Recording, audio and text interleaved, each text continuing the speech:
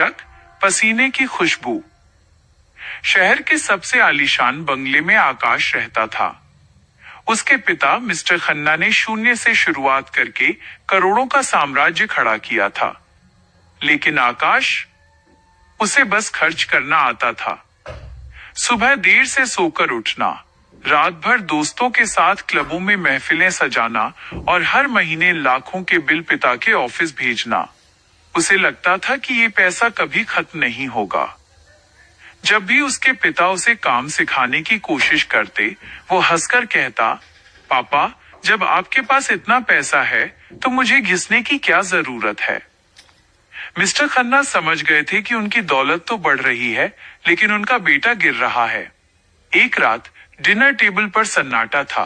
पिता ने शांति से कहा, आकाश, कल से तुम्हें इस घर में एक वक्त का खाना तभी मिलेगा जब तुम बाहर जाकर खुद मेहनत करोगे और शाम को कम से कम 500 रुपए मेरी हथेली पर रखोगे। अगर खाली हाथ आए तो भूखा सोना पड़ेगा। आकाश को लगा पापा मजाक कर रहे हैं। उसने अगली सुबह अपनी कार की चाबी उठाई, लेकिन गैरेज लॉक था। उसका बटुआ और कार्ड्स भी जब्त कर लिए गए थे। आकाश खाली हाथ सड़क पर आ गया। पहले दिन उसने दोस्तों से मदद मांगी, पर सबने बहाने बना दिए। दूसरे दिन भूख ने सताया। वो नौकरी मांगने गया, पर किसी डिग्री या हुनर के बिना उसे किसी ने चपरासी तक की नौकरी नहीं दी। तीसरे दिन मजबूरी में उसने एक किसान के खेत में हल चलाने का काम स्वीकार किया। चिलचिलाती धूप, कंधों पर बोझ और हाथों में छाले। शाम तक उसकी कमर टूट चुकी थी। जब किसान ने उसे 500 रुपए के मुड़े तुड़े नोट दिए, तो उन नोटों में धूल और आकाश का पसीना लगा था।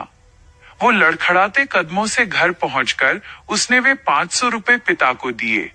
पिता ने बिना देखे उन नोटों को पास पड़ी कचरे की पेटी, डस्टबिन की तरफ फेंका।